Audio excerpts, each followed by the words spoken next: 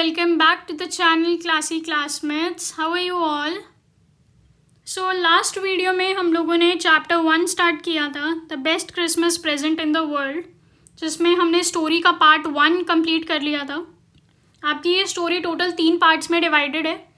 Part 1 हमने last video में cover कर लिया था, पार्ट 2 इस वीडियो में करेंगे और नेक्स्ट वीडियो आएगी जल्दी पार्ट 3 की. पार्ट 1 का एक छोटा सा रिकैप देख लेते हैं कि हमने स्टोरी में अभी तक पढ़ा क्या था. हमारे ऑथर जो हैं वो एक जंक शॉप के बाहर से जा रहे होते हैं, जब उनको दिखता है कि ओक वुड से बनी हुई एक टेबल वहाँ पे रखी हुई है, जो कि थी तो थोड़ी टूटी फूटी हालत में, जल के उसके ऊपर पानी डाल के वो ख़राब हो चुकी थी. बट फिर भी वो टेबल इतनी एक्सपेंसिव आती है, अगर वो नई टेबल लेने जाएंगे तो वो बहुत एक्सपेंसिव मिलती है. तो वो सोचते हैं जैसी भी है इसको मैं ले लेता हूँ, इसको मैं रिपेयर कर लूँगा. तो वो ले जाते हैं उसको. क्रिसमस ईव होती है, मतलब क्रिसमस से जस्ट पहली शाम होती है. ले जाते हैं अपनी वर्कशॉप में जाके, जब उसको खोलना शुरू करते हैं, देखना शुरू करते हैं, तो एक ड्रॉर अटक जाता है, नहीं खुल रहा होता. जब वो जोर लगा के उसको खोलते हैं तो देखते हैं उसके नीचे एक सीक्रेट ड्रॉर भी है. और जब वो सीक्रेट ड्रॉर देखते हैं तो उसके अंदर से निकलता है एक छोटा सा टिन का डब्बा मिलता है, जिसके अंदर एक लेटर पड़ा हुआ होता है, जिसके ऊपर लिखा होता है जिम्स लास्ट लेटर, मतलब किसी का आखिरी लेटर जो उनको मिला था वो उसके अंदर रखा हुआ होता है. अब ऐसे किसी और का लेटर खोलना तो नहीं चाहिए, बट क्योंकि उनसे रुका ही नहीं जा रहा था वो लेटर देख के कि क्या है, किसका लेटर है, क्यों यहाँ पे ऐसे छुपा के रखा हुआ था, तो उन्होंने खोल लिया. अब वो लेटर था किसी मिसेस जिम मैकफर्सन के लिए, जो कि 12 कूपर बीचेस पे रहती हैं. अब वो देखते हैं, अब वो लेटर खोलते हैं तो वो लेटर पेंसिल से लिखा हुआ होता है. डेट डली होती है December 26, 1914. तब उनको इतना पुराना लेटर मिलता है. तो यहाँ तक हमने कवर कर लिया था. उनको लेटर मिल गया था, लेटर पे एड्रेस था, पेंसिल से लिखा हुआ था. अब देखें लेटर में क्या लिखा था. करें पार्ट 2 स्टार्ट. आ जाओ. Dear Connie, I write to you in a much happier frame of mind because something wonderful has just happened that I must tell to you about at once. We were all standing in our trenches yesterday morning, Christmas morning. It was crisp and quiet all about, as beautiful a morning as I have ever seen. As cold and frosty a Christmas morning should be. ये letter Connie को addressed है. Connie कौन होंगी, क्या लगता है आपको Connie कौन होंगी? मिसेस जिम मैकफर्सन को ये लेटर मिला था, तो मतलब ये मिसेस जिम मैकफर्सन को प्यार से बुलाते थे कॉनी, या फिर हो सकता है उनका नाम कॉनी हो. ओके, ये लेटर कॉनी को एड्रेस्ड है, जिसमें वो लिखते हैं, I write to you in a much happier frame of mind. Happier frame of mind मतलब कि मैं इस टाइम पे बहुत खुश हूँ. हो सकता है जो लेटर लिखने वाला है वो पहले थोड़ा टेंस्ड हो या पहले थोड़ा दुखी हो, लेकिन अभी जिस कंडीशन में वो लेटर लिख रहे हैं उसमें वो बहुत खुश है. क्यों खुश है? वो कह रहे हैं कि कुछ ऐसा हुआ है जो कि मुझे तुम्हें अभी बताना ही है. होती है ना एक्साइटमेंट, जब कुछ अच्छा सा होता है तो जो भी हमारा फेवरेट पर्सन होता है हम जाके सबसे पहले उसको बताते हैं कि सुन पता है अभी ऐसा हुआ. तो अब ये उनके बिल्कुल साथ तो रहते नहीं, दूर रहते हैं, तो लेटर लिख रहे हैं उनको. तो लेटर में वो बता रहे हैं कि आज मैं बहुत खुश हूँ और मुझे तुम्हें बताना है क्योंकि आज कुछ बहुत अच्छा हुआ. क्या बहुत अच्छा हुआ देखते हैं. तो वो कह रहे हैं हम लोग सब अपनी अपनी ट्रेंचेस में खड़े थे. ट्रेंचेस क्या होते हैं? जो आर्मी में यूज़ होते हैं. ट्रेंचेस सोल्जर्स के लिए यूज़ होते हैं, जो गड्ढे बनाए जाते हैं जिनमें सोल्जर्स खड़े होते हैं, जहाँ से वो सिर्फ उनका सिर बाहर निकला होता है और वो दूर तक देख रहे होते हैं. तो क्रिसमस की मॉर्निंग थी, सुबह सुबह ठंड थी, क्योंकि क्रिसमस दिसंबर के टाइम पे होता है. ठंड थी, बर्फ़ पड़ी हुई थी और नॉर्मल शांत सी मॉर्निंग थी. ठीक है. I should like to be able to tell you that we began it, but the truth I am ashamed to say is the Fritz began it. First someone saw a white flag waving from the trenches opposite. Then they were calling out to us from across no man's land, Happy Christmas, Tommy! Happy Christmas! When we had got over the surprise, some of us shouted back, Same to you, Fritz, same to you. I thought that would be that. We all did. But then suddenly one of them was up there in his great coat and waving a white flag. Don't shoot, lads, someone shouted, and no one did. Then there was another Fritz up on the parapet and another. Keep your heads down, I told the man. It's a trick. But it wasn't. तो अब ये explain करना शुरू करते हैं कि ऐसा क्या हुआ था. ये बात हो रही है सोल्जर्स के बारे में, जो कि जर्मन सोल्जर हैं, ब्रिटिश सोल्जर हैं. वर्ल्ड वॉर 1 की बात हो रही है. फ्रिट्स जो वर्ड यूज़ होता है वो जनरली यूज़ होता है जर्मन सोल्जर्स के लिए, क्योंकि जर्मन में एक बहुत कॉमन सा नाम होता है फ्रिट्स. तो इसीलिए उन्होंने कॉमन टर्म दे दिया फ्रिट्स, क्योंकि नाम तो उनको एक दूसरे का पता नहीं था. तो एक जो बहुत कॉमन सा नाम होता है उस नाम से वो दूसरों को बुला रहे हैं फ्रिट्स. ऐसी टॉमी है, वो कॉमन इंग्लिश नेम है जो यहाँ पे ब्रिटिश सोल्जर्स के लिए यूज़ हुआ है. ओके, तो जहाँ पे भी आप लोग देखोगे टर्म फ्रिट्स आ रही है वो यूज़ हो रहा होगा जर्मन सोल्जर्स के लिए, और जहाँ पे भी टर्म टॉमी आ रही होगी वो यूज़ हो रहा होगा ब्रिटिश सोल्जर्स के लिए. ठीक है, तो अब ये लोग क्रिसमस की सुबह आराम से अपने बैठे हुए थे, सारे ट्रेंचेस में बैठे हुए थे. तभी उधर से ये लोग देखते हैं कि थोड़ी दूर से ना एक आदमी दिखाई देता है इनको, दूसरे ट्रेंचेस की तरफ से कोई इनकी तरफ आ रहा होता है. मतलब एक तो इनका ट्रेंच है जिसमें ये बैठे हैं, एक ऐसे ही सामने दुश्मन का ट्रेंच होगा जहाँ पे दुश्मन थे. तो ये देखते हैं कि वो सामने दुश्मन वाले ट्रेंच में से एक आदमी निकल के आ रहा होता है, जो कि वाइट फ्लैग लेके आ रहा होता है. वाइट फ्लैग दूर से वेव कर रहा होता है. सफ़ेद झंडा जो होता है ना वो हमेशा पीस के लिए यूज़ होता है, मतलब शांति के लिए यूज़ होता है. तो जो भी तुम्हें वाइट फ्लैग दिखा रहा होगा इसका मतलब वो ये बता रहा है कि मैं तुम्हें नुकसान पहुंचाने नहीं आया हूँ, मैं शांति चाहता हूँ. ठीक है, तो वो दूसरे ट्रेंचेस में से वाइट फ्लैग दिखा रहा होता है और दूर से आवाज़ आती है चिल्लाने की, happy Christmas Tommy, happy Christmas. मतलब जर्मन सोल्जर इनकी तरफ आ रहा होता है, एक जर्मन सोल्जर अपने हाथ में वाइट फ्लैग लेके, और उधर से चिल्ला रहा होता है हैप्पी क्रिसमस, हैप्पी क्रिसमस, क्योंकि क्रिसमस की सुबह थी. तो इधर से इनके भी कुछ सोल्जर्स हैं जो चिल्लाते हैं same to you fridge, same to you. अब ये भी वापस बोलते हैं उनको. तभी देखते हैं कि अभी तक तो एक आदमी खड़ा था, इतने में देखते हैं कि एक और निकल के आता है. तो अब क्योंकि उसने वाइट झंडा लिया हुआ था तो ये भी शूट नहीं करते, ये भी ऑर्डर दे देते कि शूट मत करना, क्योंकि उसके हाथ में गन वगैरह तो कुछ दिख ही नहीं रही थी, वो सिर्फ एक वाइट झंडा लेके खड़ा था वैसे भी. तो इन्होंने मना कर दिया, नहीं तो वॉर की सिचुएशन में है, वर्ल्ड वॉर 1 चल रहा है, दुश्मन दिखते ही गोली मारनी चाहिए इनको. ठीक है, बट क्योंकि उसने वाइट फ्लैग दिखा दिया था जो कि पीस की निशानी होती है, तो इन्होंने नहीं शूट किया. फिर जब और आदमी निकल के आने शुरू होते हैं और फ्रिज इनको दिखने लग जाते हैं ऊपर ज़मीन पे, तो ये बोलता है कि अपने अपने सिर नीचे रखना, हो सकता है ये कोई ट्रिक हो, क्योंकि आखिर है तो इनके दुश्मन, और ये वैसे भी उस टाइम पे वॉर चल रही थी. ठीक है, चलें आगे, अब देखें क्या होता है. One of the Germans was waving a bottle above his head. It's Christmas Day, Tommy. We have scramps. We have sausages. We meet you? Yes. By this time, there were dozens of them walking towards us across no man's land and not a rifle between them. Little Private Morris was the first up. Come on, boys. What are we waiting for? And then there was no stopping them. I was the officer. I should have stopped them. And then, I suppose. But the truth is that it never occurred to me I should. All along their line and ours, I could see men walking slowly towards one another, grey coats, khaki coats meeting in the middle. And I was one of them. I was part of this. In the middle of the war, we were making peace.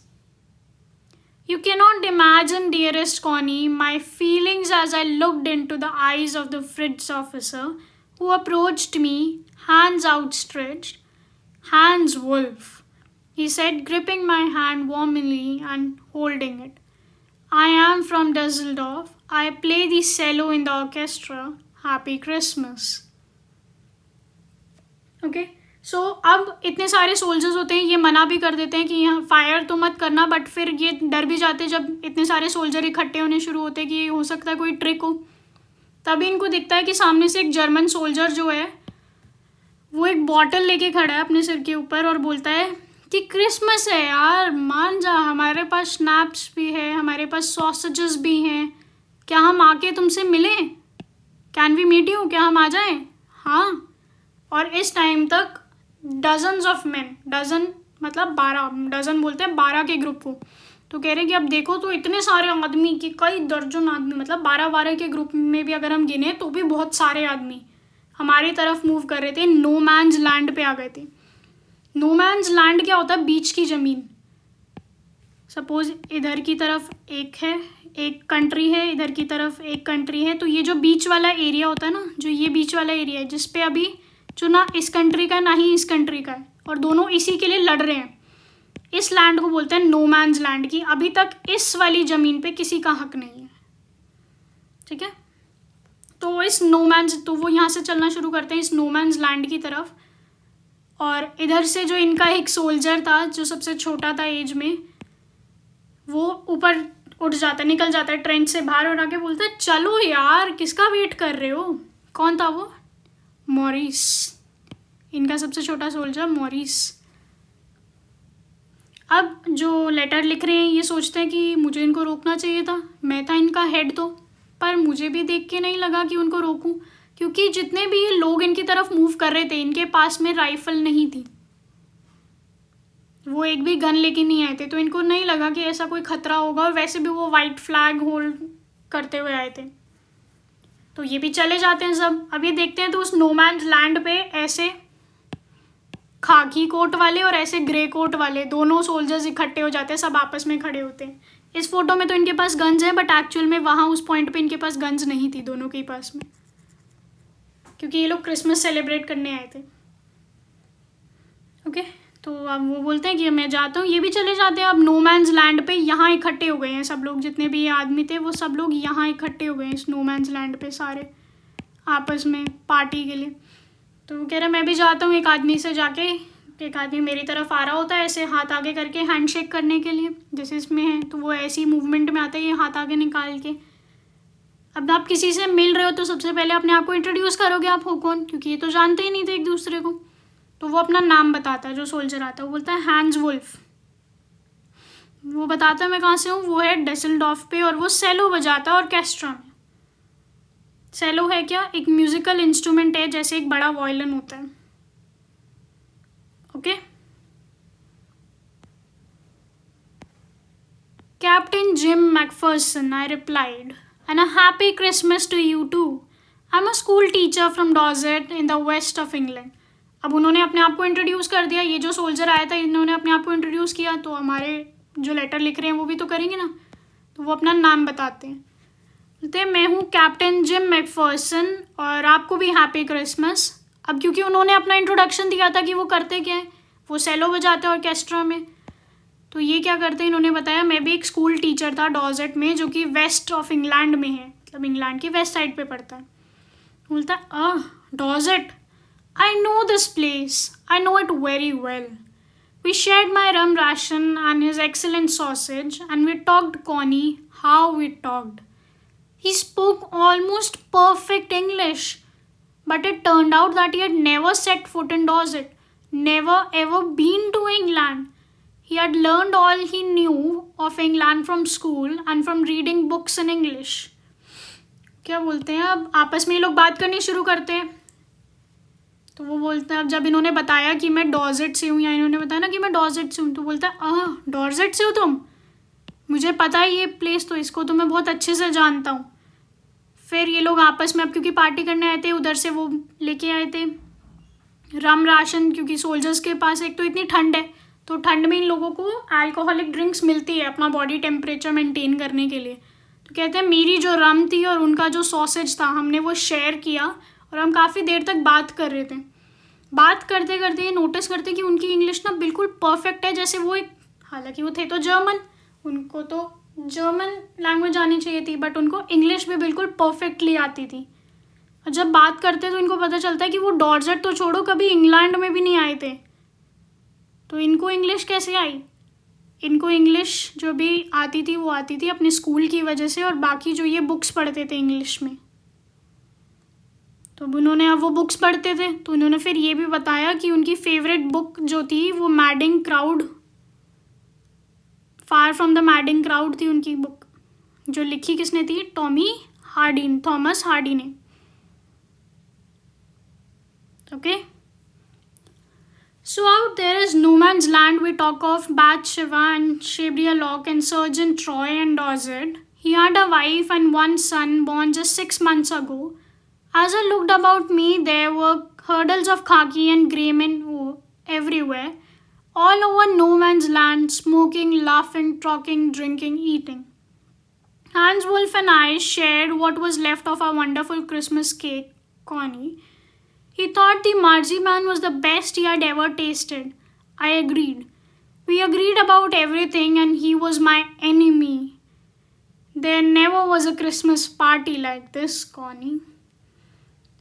तो अब वो बोलते हैं कि अब वो जब बात कर रहे होते हैं कि मेरी इंग्लिश जो भी मुझे आती है वो स्टोरीज पढ़ने की वजह से आती है, अपनी फेवरेट बुक बताते हैं, अपना फेवरेट ऑथर बताते हैं, और भी बाकी सारी चीज़ों के बारे में बात करते हैं, अलग अलग टॉपिक्स पे बात करते हैं. फिर वो बताते हैं कि उनकी शादी हो रखी थी, एक वाइफ भी थी और एक बेटा है जो कि अभी 6 महीने पहले ही पैदा हुआ है. फिर ऑथर इधर उधर चारों तरफ नज़रें घुमा के देखते हैं तो वो देखते हैं कि ऐसे ही कई ग्रुप्स में सारे सोल्जर्स खड़े हुए थे, सब मिक्स हो रखे थे, दोनों आपस में बात कर रहे थे. फिर ये लोग बचा हुआ जो इनका क्रिसमस केक था वो खाते हैं. क्रिसमस केक जो था वो मर्जीपैन केक था, ऐसा केक जिसके ऊपर ऐसी शुगर की, एग्स की और आलमंड्स की कोटिंग हुई रहती है. अब वो बोलते हैं कि हम जितनी भी बात करते हैं ना, हम जो भी बात कर रहे थे वो कि ये केक बेस्ट होने की बात की इन्होंने, या ऑथर के बारे में बात की, कह रहे हम जिस पे टॉपिक पे बात कर रहे हैं हम लोग एग्री कर रहे हैं एक दूसरे से कि हाँ अच्छा ऐसा होता है, हाँ ठीक है ऐसा होता है. फिर वो कहता है कि वो मेरा एनिमी था, मेरा दुश्मन था, फिर भी हम इतनी आराम से बात कर रहे थे नॉर्मल आदमियों की तरह, जैसा मेरा बेस्ट फ्रेंड हो. तो कह रहे हैं ऐसी तो मैंने आज तक कोई क्रिसमस पार्टी नहीं देखी, कौनी थी तो स्ट्रेंज. वो वॉर के बीच में, मतलब दोनों दुश्मनों की आर्मी, आप सोच सकते हो कि एक तरफ पूरी वॉर चल रही हो और ऐसे बीच में ये लोग क्रिसमस पार्टी मना रहे हो. ऑब्वियसली था strange. Then someone I don't know who brought out a football. Great coats were dumped in piles to make goal posts, and the next thing we knew it was Tommy against Fritz out in the middle of no man's land. कह रहे हैं पता नहीं कौन है जो एकदम से बीच में से ना वो लेके आता है, फुटबॉल निकाल के लाता है, और उसके बाद होना क्या था, दोनों कॉर्नर्स पे ये लोग ऐसे कोर्ट बिछा देते हैं, क्योंकि वो कोई फुटबॉल ग्राउंड थोड़ी था कि वहाँ पे उनको गोल पोस्ट मिल जाए. तो इधर उन्होंने ऐसे कोट डाल दिए तो एक गोल बना दिया, ऐसे ही दूसरी तरफ दूसरी सोल्जर्स ने कोट्स डाल दिए तो इधर वो गोल पोस्ट बन गया. दोनों तरफ अपने कोट डाल के इन्होंने गेम खेलना शुरू कर दिया, और वो गेम टेक्निकली होना क्या था, Tommy against Fritz, German versus British. Hans Wolf and I looked out and cheered, clapping our hands and stamping our feet to keep out the cold as much as anything. अब ये लोग वहाँ खड़े होकर match देख रहे होते हैं, ताली बजा रहे हैं, चीयरिंग कर रहे हैं, अपने हाथ पैर ज़मीन पे मार रहे हैं क्योंकि ठंड थी. तो अब जितना मूवमेंट होगी बॉडी में उतनी ज़्यादा गर्म रहेगी हमारी बॉडी. कह रही ये कर करके हम अपने आप को गर्म रख रहे थे. There was a moment when I noticed our breaths mingling in the air between us. He saw it too and smiled. Jim McPherson, he said after a while, I think this is how we should resolve this war. A football match. No one dies in a football match. No children are orphaned. No wives become widows. कितनी प्यारी बात बोली उन्होंने. वो कह रहे हैं कि अब ये लोग जब खड़े हुए थे, अब ठंड में देखा आपके मुंह में से हाँ वो निकल रही होती है, वहाँ आपको दिखती है निकलती हुई. तो कह रहे हैं ऐसे ही मैं देखता रहा तो हम दोनों की जो भाप थी वो बीच में इंटरमिंगल हो रही है, मिक्स हो रही है, जबकि ये दुश्मन थे. दोनों देखते हैं ये, तो थोड़ी देर में वो बोलते हैं कि काश हम लड़ाई भी ऐसे ही सॉल्व कर सकते हैं. ये जो जंग चल रही है दोनों देशों के बीच में, ये भी ऐसे ही ख़त्म हो सकती एक फुटबॉल मैच के थ्रू. अब वॉर में तो कितने सोल्जर्स मरते हैं, दोनों तरफ के सोल्जर्स मरते हैं, कितने बच्चे जो हैं वो अनाथ हो जाते हैं. तो कह रहे हैं फुटबॉल मैच में कोई नहीं मरता, किसी की डेथ नहीं होती. हम क्यों वॉर्स करते हैं, दोनों के लिए बुरी होती है वॉर्स. कोई वो नहीं मिलता हमें वॉर से, दोनों तरफ के सोल्जर्स की डेथ हो जाती है, बच्चे अनाथ हो जाते हैं, वाइफ्स विडो हो जाती हैं. तो इधर से फिर मिस्टर जिम मैकफर्सन बोलता है आई प्रेफर क्रिकेट, कि मैं फ़ुटबॉल तो नहीं बट हाँ क्रिकेट प्रेफर करता. तो वो बोलते हैं कि पर फिर उसमें हमारी जीत पक्की थी. Then we Tommies could show be winning probably. हम दोनों इस बात पे हंसते हैं कि वो उनको फुटबॉल ज़्यादा अच्छा आता है, इनको क्रिकेट ज़्यादा अच्छा आता है, तो ये तो इनके लिए एडवांटेज वाली सिचुएशन हो जाएगी. We laughed at that and together we watched the game. Sad to say, Connie, Fritz won. 2-1. But as Hans Wolf generously said, our goal was wider than theirs, so it wasn't quite fair. तो कहते हैं Connie, अब मैं तुम्हें क्या बताऊँ, मैं इतना सैड हूँ ना कि हम लोग हार गए वो मैच. 2-1 के गोल से हम हार गए. बट लास्ट में जाते जाते हैंस वुल्फ ने क्लियर कर दिया कि ये जीत फेयर नहीं थी, मतलब अच्छे उससे नहीं जीते ये लोग, क्योंकि हमारा जो गोल था वो इनके गोल से थोड़ा ज़्यादा चौड़ा था. ऑब्वियसली जो गोल ज़्यादा चौड़ा होगा उसमें बॉल मारने का स्पेस ज़्यादा मिल जाएगा, तो वो वाला ईजीली जीत जाएंगी वो टीम. तो वो कहते हैं कि ये फेयर मैच नहीं था, हमारा गोल ज़्यादा चौड़ा था. The time came, and all too soon, when the game was finished. The scrams and the rum and the sausages had long since run out, and we knew it was all over. I wished Hans well and told him I hoped he would see his family again soon, that the fighting would end and we could all go home. वो कहते हैं अब वो time आ जाता है, game ख़त्म हो जाता है और हमारा जितना खाने पीने का सामान था, रम थी, सॉसेजेस थे, वो सब ख़त्म हो चुका था. तो अब इनको पता था कि बस जो ये पार्टी ये लोग कर रहे थे वो ख़त्म, अब दोबारा रियलिटी में पहुंचने की ज़रूरत है इनको. अपनी अपनी साइड्स पे चलते हैं, दोबारा वॉर वाली उसमें आ जाते हैं. अब तो बोलते हैं कि अब ये हैंड्स को विश करते हैं कि मैं उम्मीद करता हूँ कि आप जल्दी जाके अपनी फैमिली से मिल पाएंगे और ये लड़ाई जल्दी ख़त्म हो जाएगी और हम लोग सब अपने अपने घर जा पाएंगे. ऑब्वियसली सारे सोल्जर्स यही चाहते हैं, किसको पसंद है मरना, किसको पसंद है दूसरों की जान लेना. सारे सोल्जर्स ये विश करते हैं कि जल्दी जल्दी ये ख़त्म होए, शांति बने और हम लोग अपने अपने घर वापस जाएं. I think that is what every soldier wants on both sides, Hans Wolf said. Take care Jim McPherson, I shall never forget this moment, nor you. He saluted and walked away from me slowly, unwillingly, I felt. He turned to wave just once and then became one of the hundreds of grey-coated men drifting back towards their trenches. कहते हैं कि अब इन्होंने ये बोला कि उम्मीद करता हूँ आप अपने घर वापस चले जाएं, तो उधर से हैंस वुल्फ बोलते हैं कि शायद हर सोल्जर यही चाहता है, तो आप अपना ध्यान रखना जिम मैकफर्सन, मैं ये मोमेंट कभी नहीं भूलूंगा, ना ही आपको भूलूंगा. और वो सल्यूट करते हैं और वापस चले जाते हैं. थोड़े सैड होके जाते हैं क्योंकि ये शांति का माहौल, इतने मज़े से सब लोग खेल रहे थे, सब खुश थे, ये वो नहीं चाहते थे कि ये मोमेंट ख़त्म हुए, दोबारा इनको वो सैड वॉर वाली सिचुएशन में जाना पड़े जहाँ एक दूसरे की जान लेनी पड़े. बट वो क्या करें, जाना तो पड़ेगा, सच्चाई तो वही थी. तो वो इनको बाय बोलते हैं और वापस चले जाते हैं और वो वापस उन सोल्जर्स की आर्मी में मिक्स हो जाते हैं. That night back in our dugouts क्या होते हैं, ऐसे शेल्टर जैसे ज़मीन में गड्ढे खोद के जो बनाए जाते हैं, ऐसे गड्ढे टाइप के जिनके अंदर सोल्जर्स रहते हैं, उनको डगआउट्स बोलते हैं. A shelter for soldiers made by digging a hole in the ground and covering it. Okay, we heard them singing a carol and singing it quite beautifully. It was still Natch, silent night. Our boys gave them a rouching chorus of while shepherds watched. We exchanged carols for a while and then we all fell silent. We had our time of peace and goodwill, a time I will treasure as long as I live. Dearest Connie, by Christmas time next year, this war will be nothing but a distant and terrible memory. I know from all that happened today how much both armies long for peace. We shall be together again soon, I'm sure of it. Your loving Jim. तो अब वो बोलते हैं कि अब वापस चले गए थे, तो शाम को इनको आवाज़ आती है उधर से उनके गाने गाने की, वो लोग कैरल गा रहे थे. तो इधर से उनका गाना ख़त्म होता है, इधर से ये वाली आर्मी एक गाना गाना शुरू करती है, जैसे हम लोग अंताक्षरी खेलते हैं कि गाना ख़त्म होते दूसरी टीम मेंबर्स गाना शुरू करते हैं. तो ऐसे ही काफ़ी देर तक ऐसी कैरल्स एक्सचेंज कर रहे थे, एक दूसरे के साथ गाने गा रहे थे. और फिर जैसे जैसे रात होती है तो सब शांत हो जाते हैं, सब सो जाते हैं. तो कहते हैं कि ये ऐसी मेमोरी रहेगी जो हम लोग बाद तक भी याद रखेंगे. और अगले साल क्रिसमस पे जब हम याद करेंगे तो ये जो वॉर होगी वो उसके साथ में बहुत सारी अच्छी बुरी दोनों मेमोरीज़ आएंगी. बुरी तो जो सोल्जर्स इन्होंने खो दिए हैं, जिनकी डेथ हो गई, जो सोल्जर्स शहीद हो गए हैं, उनकी यादें बुरी मेमोरीज़ में आएंगी, टेरेबल मेमोरीज़ में.